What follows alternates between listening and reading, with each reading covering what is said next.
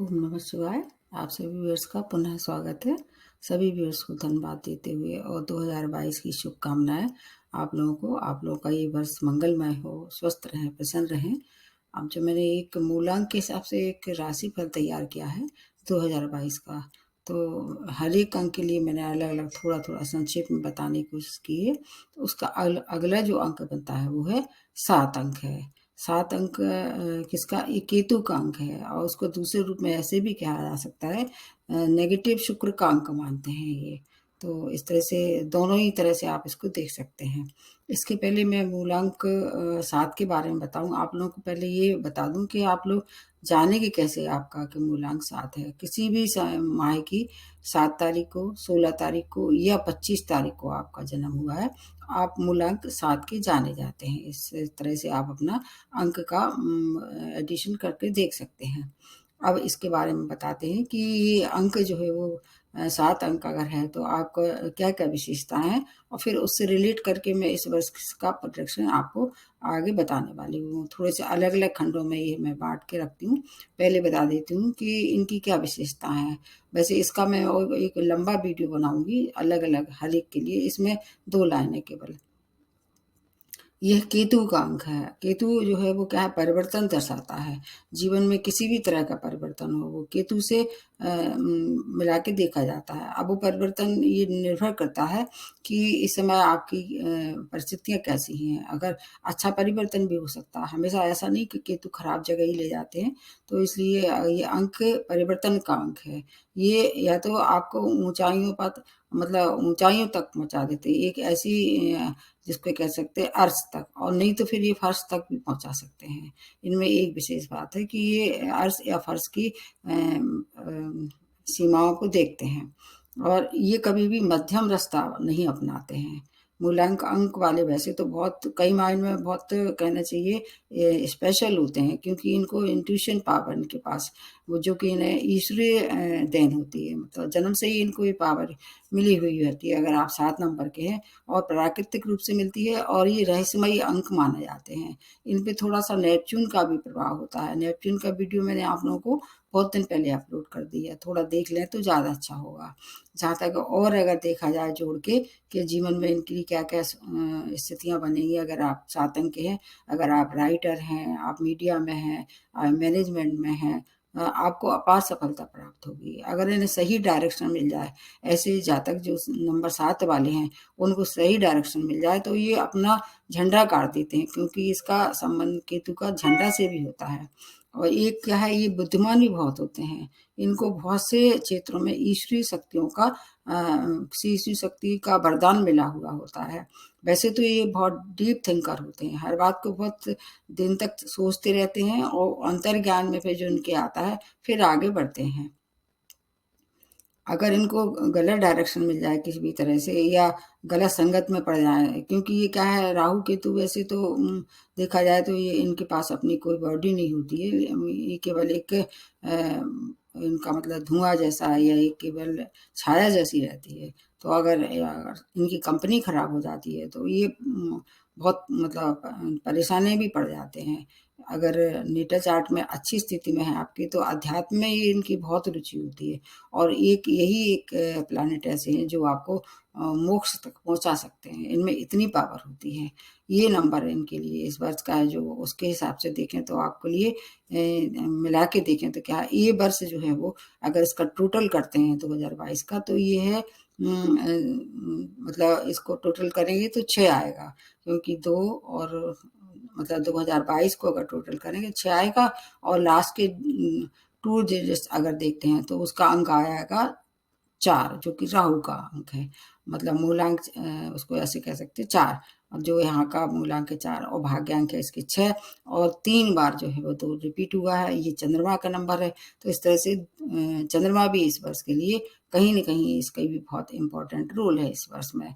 चूँकि हिंदी के हिसाब से देखें तो ये वर्ष जो है शनि को शनिवार को भी दर्शाता है, क्योंकि शनि से ही शुरू हो रहा है। शनिवार से अंग्रेजी कैलेंडर से और हिंदी कैलेंडर से शनिवार से ही शुरू हो रहा है ये वर्ष, तो इसलिए शनि का भी इस बार से बहुत ज़्यादा प्रभुता दिखाई देगी। तो इस वर्ष जो है वो मतलब चंद्रमा, राहु और शुक्र और फिर आपका जो नंबर है वो है केतु।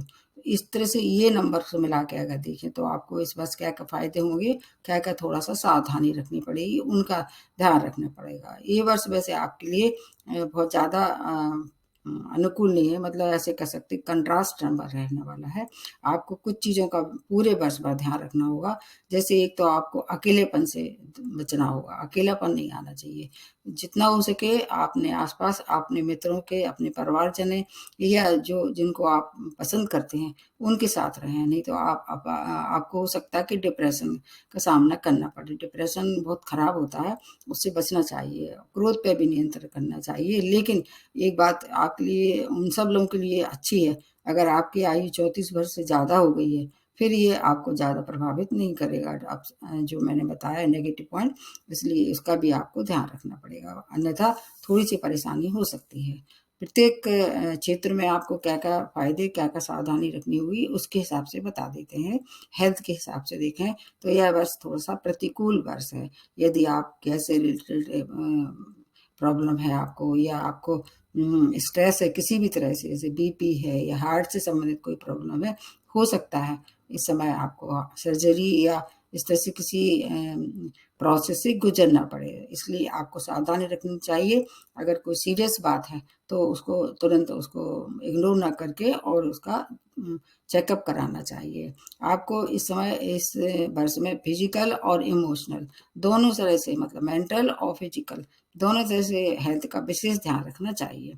अप्रैल के बाद थोड़ा-सा इम्प्रूवमेंट हो जाएगा, लेकिन पूरे वर्ष भर आपको केयर करना चाहिए। कहीं भी अगर ज़रा-सा भी मन में कन्फ्यूजन हो तो उसको इग्नोर ना करें, हमेशा ध्यान रखें और संयम से काम लें और अपनी हर एक चीज़ का मतलब दिनचर्या बनाएँ, जो चिकित्सक कहता है उसका अनुकरण करें, फिर आपके लिए ज़्यादा परेशानी नहीं है। इसलिए आपको थोड़ा-सा ध्यान रखना पड़ेगा अपनी हेल्थ का। हेल्थ के लिए बहुत अच्छा वर्ष नहीं है। अब आ जाते हैं शिक्षा और स्टूडेंट के लिए। ये वर्ष उनके लिए अनुकूल है। अगर आप चाहती हैं अपनी हेल्थ का ध्यान रखेंगे तो आपको नई नौकरी की प्राप्ति होगी। अगर आप देश-विदेश में अवसर खोज रहे थे तो वो अवसर भी इस समय आपको प्राप्त हो सकते हैं। और ये केतु के लिए ये देखी जाती है कि अगर आपका केतु प्रबल है और नंबर 7 के आप हैं, तो आपको घर से दूर जाके, जहाँ आपके नेटिव प्लेस है, जहाँ आपने जन्म लिया है, पले-बढ़े हैं, उससे दूर जाके मतलब ग्रोथ होती है। अक्सर कर क्या है, ये प्लेस चेंज करा देते हैं। तो अगर आप घर से दूर जाकर अपना भाग्य आज़माएँगे तो ज़्यादा सफलता मिलेगी। बस आपको अपना एक लक्ष्य तय करना पड़ेगा, उस पे फ़ोकस करना चाहिए। क्योंकि ये क्या है, कई बार मन भी विचलित कर देते हैं, मतलब फ़ोकस जो है वो कम कर देते हैं। इधर-उधर की बातों में आपका ध्यान अगर नहीं भटकेगा तो आप ग्रोथ भी इस समय बहुत अच्छी करने वाले हैं।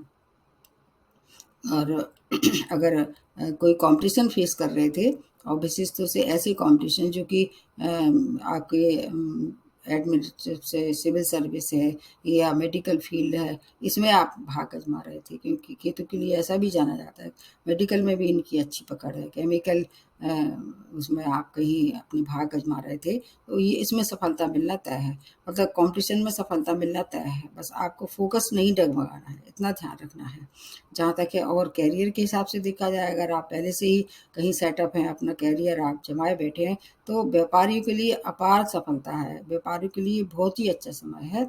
नौकरी के अलावा भी अगर आप चाहें तो पैरेलल इनकम आप कर सकते हैं तैयार। अगर आप अनुसंधान से जुड़े हुए हैं तो उसमें सफलता मिलना तय है। और डॉक्टर हैं, जैसे मैंने बताया, टेक्निकल फील्ड से जुड़े हुए हैं, तांत्रिक हैं, धर्मगुरु हैं, सीए हैं, तो ये आपको ऊँचाइयों तक ले जाने वाले हैं। अगर आप व्यापारी हैं, खाने-पीने का व्यापार करते, खाने-पीने की चीज़ों का मतलब व्यापार करते हैं, और इसके अलावा होटल मैनेजमेंट का व्यापार करते हैं, उसके लिए अच्छे माने जाएँगे। ज़मीन के अगर आप खरीद-फरोख्त करते हैं, प्रॉपर्टी डीलर हैं, उसके लिए भी समय बहुत अच्छा है।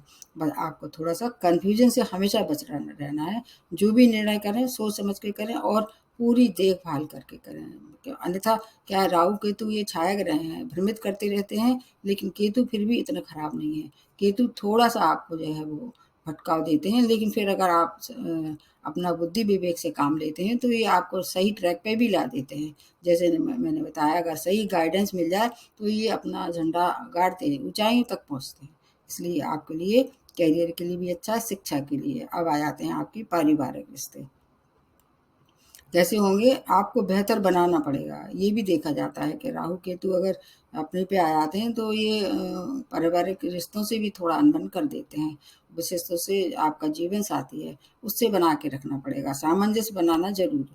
क्रोध ना करें, और अगर आपका विवाह नहीं हुआ है तो आपका जो अप्रैल का बाद का, मार्च अप्रैल के बाद का समय है, उस समय आप कोशिश करें तो बात बन सकती है। स्पाउस के क्या है, आपको क्या करना चाहिए, रिस्पेक्ट करें, उनसे क्रोध ना करें और उन पे शक भी ना करें। भाई-बहन और माता-पिता से भी आपको क्या है, आत्मीयता रखना चाहिए। मतलब संवेदनहीनता अगर आप किसी भी रिश्ते में इस समय लाएँगे, तो केतु आपको और उसमें रिश्ते बिगाड़ देंगे। पहले से थे और ज़्यादा उसमें दिखाई देगा वृद्धि। अन्यथा अगर आप उनसे प्रेम से रखें, अपना व्यवहार प्रेममय रखें और आत्मीयता दिखाएँ, उनको केयर करें, कोई भी रिश्ता होता है वो फिर मधुर होना शुरू हो जाएगा।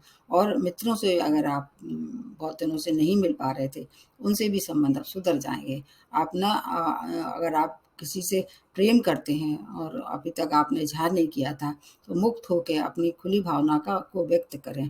तो हो सकता है आपके प्रेम प्रसंग भी आपको विवाह में परिणित हो जाएँ। इस वर्ष विवाह के लिए जो लास्ट का है समय, वो ज़्यादा सुखद है। इसलिए प्रेम के लिए भी समय अच्छा है। जहाँ तक है, और संतान के लिए प्रेमी और संतान के लिए समय कैसा है? जैसे मैंने बताया कि अगर आप प्रेमी हैं तो अपने प्रेम का इज़हार करें, हो सकता है वो आपको एक्सेप्ट करके और आगे बढ़ें।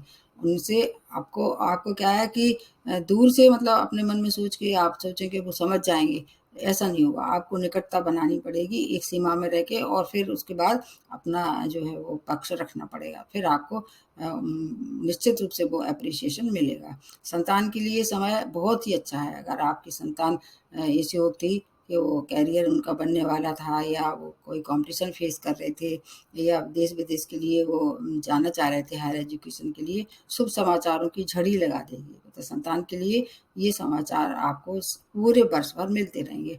उससे क्या होगा, आपका जो पारिवारिक समय मतलब वो है वातावरण, वो कैसे रहेगा, काफ़ी सुखद रहने वाला है। प्रसन्नता चारों ओर रहेगी, संतान की उन्नति भी होगी, और आप अगर खुद भी अगर कॉम्पिटिशन फेस कर रहे थे तो उसमें सफलता मिलना तय है। वैवाहिक जीवन सुखद रहेगा, बस थोड़ा क्रोध पे नियंत्रण रखना चाहिए आपको।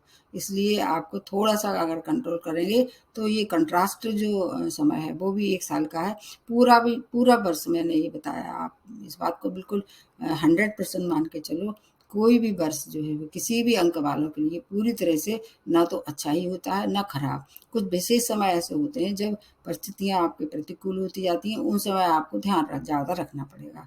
इस वर्ष जो है प्रतिकूलता आपके हेल्थ में दिखाई दे रही है, वहाँ थोड़ा आपको ध्यान रखना पड़ेगा।